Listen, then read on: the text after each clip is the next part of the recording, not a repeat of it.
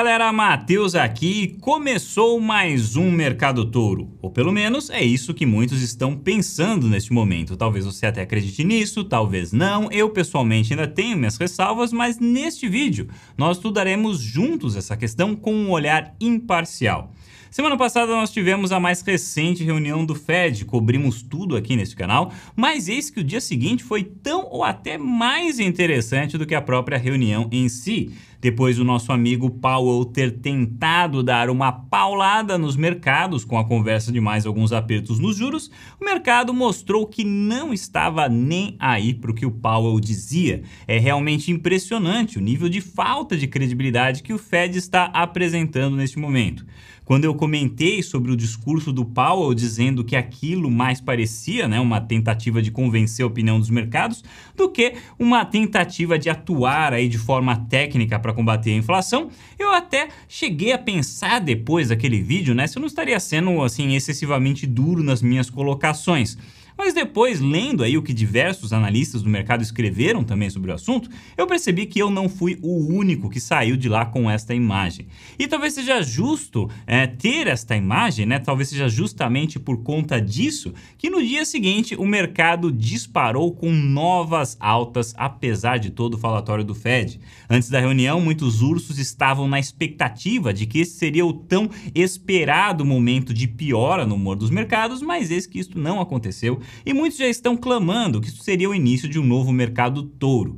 E o motivo de tantos estarem dizendo isso é que existe um certo parâmetro no qual muitos se apoiam, que diz que uma alta de 20% marca uma mudança de estrutura no mercado. Eu não sei se nós podemos simplificar a realidade tanto assim, mas, ao mesmo tempo, pelo menos no que diz respeito ao curto prazo, é difícil de imaginar o que poderia mudar essa tendência neste momento. O fato, pessoal, é que neste momento nós temos muitos players comprando. Os fundos multimercado, considerados aí o dinheiro inteligente do mercado, eles já voltaram às compras há algum tempinho, como eu venho informando aqui neste canal.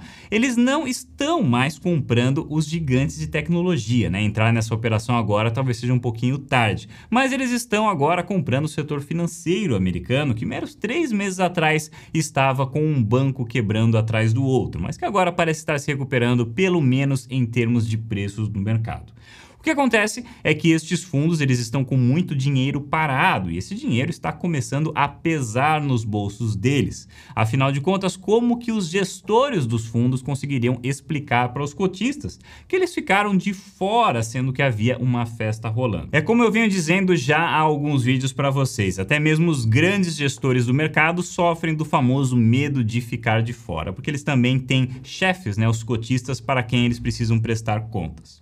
E neste momento, a boa notícia é que a nossa lógica apresentada num vídeo em meados de maio sobre small caps, ela está se mostrando muito assertiva.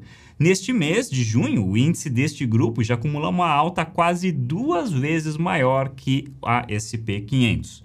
Outra boa notícia é que comprar proteção continua extremamente barato. Hoje o investidor que quiser se expor ao mercado, mas ao mesmo tempo mantendo um certo nível de proteção, poderia comprar opções de venda a um preço bastante interessante. Outra coisa que está muito barata neste momento é o VIX. O VIX, para quem não sabe, é o índice de volatilidade da Bolsa Americana e a volatilidade aumenta sempre que há movimentos bruscos que levem os preços muito longe da sua média. Muitas pessoas utilizam a volatilidade como proteção, comprando quando está barato através de ETFs que replicam esses movimentos, como por exemplo o VXX. Mas é sempre bom lembrar que esta é uma posição para curto prazo, porque volatilidade sempre reverte a média. Sempre bom lembrar disso. E pessoal, eu não sei se esse vídeo está tranquilo de acompanhar ou não, eu prometo que o restante desse vídeo não vai ter muitos termos complicados, vai ser muito mais simples do que o que eu já falei aqui e vamos também falar sobre o Brasil. Mas, algumas vezes a gente precisa citar esses termos e os vídeos curtinhos do YouTube eles não permitem grandes explicações. Então, para quem quiser aí de repente aprender coisas novas, coisas diferentes do que costuma ser visto por aqui, confira aí na lista da descrição a nossa lista de lançamento.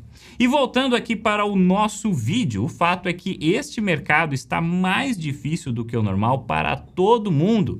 Vejam aí na tela, nós estamos marcando o terceiro pior ano da história em termos de inadimplência em empréstimos alavancados, ou seja, o mercado não está se comportando como esperado e está pegando muito mais gente de surpresa do que o normal.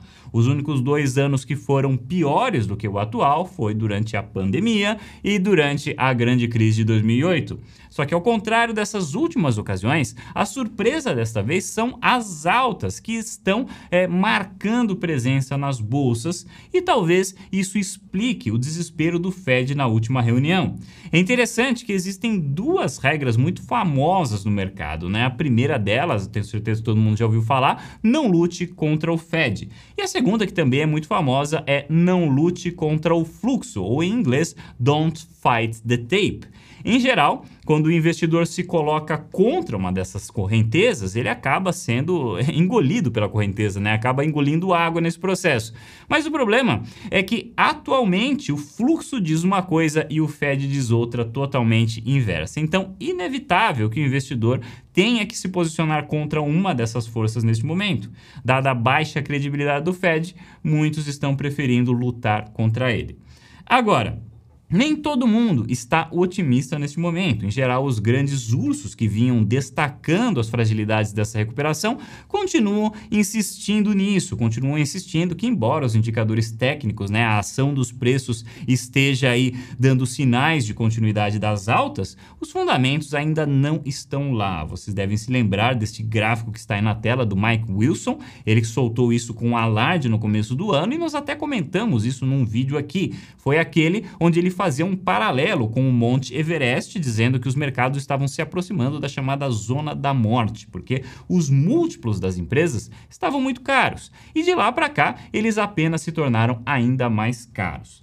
Grande exemplo disso é o múltiplo da Microsoft, que já está marcando aí um preço sobre lucro quase 40 vezes por conta da narrativa da inteligência artificial. Isso não chamaria muito atenção se a Microsoft fosse uma empresa pequena, né? Uma pequena empresa de tecnologia ainda em franco crescimento, mas pensar que um gigante de 2,5 trilhão de dólares seria capaz de crescer como uma startup, talvez não seja a visão mais sensata para este momento. Nós já vimos isso acontecendo antes, não apenas na bolha.com, mas até antes disso, né? A história sempre se repetiu, né? Isso daí aconteceu também na década de 70.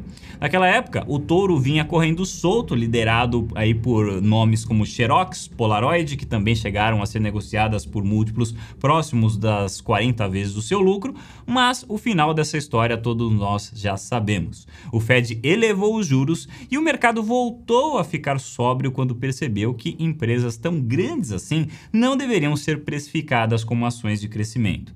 Curiosamente, foi também naquela época que se cunhou a frase "não lute contra o Fed", que está agora sendo altamente questionada pelo mercado. Outro argumento dos ursos é o bom e velho indicador antecedente do Morgan Stanley, que vinha indicando uma piora drástica nos lucros das empresas, mas agora está dando uma leitura levemente diferente. Embora ele continue indicando uma disparidade enorme com o consenso do mercado para o segundo semestre desse ano, agora ele já está indicando também uma possível recuperação para 2024. Então, mesmo se houver esta piora material no resultado das empresas que ele está esperando, ainda assim poderia ser visto, né? Isso poderia ser visto como passageiro pelo mercado. Não é esta a leitura do banco, eles acreditam que assim que a piora se materializar nos lucros das empresas, o mercado entrará em drama, mas é sempre bom ter as duas possibilidades em mente, porque se o problema não se revelar muito grande, o mercado poderá muito bem ignorá-lo como está fazendo hoje com o Fed. E aqui no Brasil, pessoal, ao que tudo indica, o segundo semestre não deve oferecer crescimento como foi oferecido durante o primeiro. Tem muita gente comemorando o crescimento do país projetado para este ano, né? Porque estaria ali em 2,14%, mas vale lembrar que o país já cresceu 2,5% no início do ano. Então, projetar um crescimento de 2,14% para o final do ano, como está sendo indicado aí pela pesquisa Focus, é o mesmo que dizer que o PIB irá encolher no segundo semestre, para terminar o ano em 2,14 e não 2,5. Mas claro, os preços da bolsa e os números do PIB são coisas diferentes e em termos de preços da bolsa, o mercado teve sim um embalo inicial com o crescimento do primeiro trimestre e também por conta da queda da inflação, que depois aí seguiu embalado o resto do ano pelo bom humor lá de fora. Muitos esperam também que o mercado local se beneficie com um possível aumento da demanda chinesa graças aos estímulos adicionais que a China está para implementar em seu país. Talvez isso ajude ou talvez não seja tão eficaz assim, porque a China de hoje ela é muito mais endividada do que a China de 2008, quando ela carregou o Brasil nas costas para fora da grande crise financeira. Muitos economistas estão defendendo que apenas estímulos monetários não serão suficientes para causar os efeitos desejados sobre a economia chinesa. Seria necessário também haver estímulos fiscais, mas as chances disso acontecer são muito menores, considerando que o setor imobiliário de lá ele responde pela maior parte das receitas das províncias e ele ainda não se recuperou, infelizmente.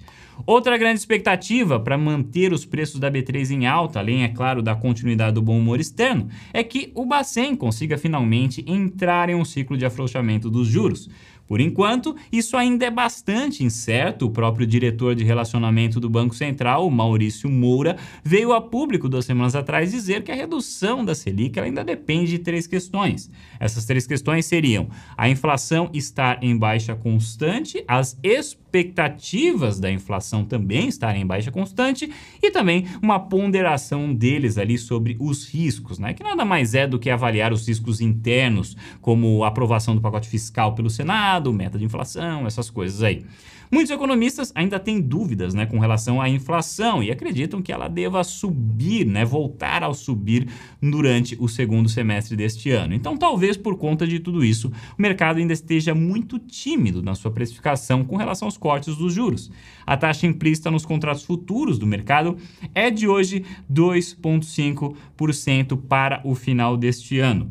A boa notícia é que as agências de ratings, né, ou melhor, a agência de rating, a Standard & Poor's Global, ela revisou a sua perspectiva de rating para o Brasil para positiva, mas na realidade, né, não é uma notícia tão boa assim. Ela soa muito bem, mas quando a gente vai ver, a gente descobre que ela ainda não é tão boa assim, pelo menos por enquanto, porque ela não retirou os títulos brasileiros da classificação de Junk Bonds. A agência disse que pode elevar os ratings nos próximos 2 anos, mas se as instituições governamentais brasileiras forem capazes de implementar políticas econômicas pragmáticas. Então, boa sorte para nós.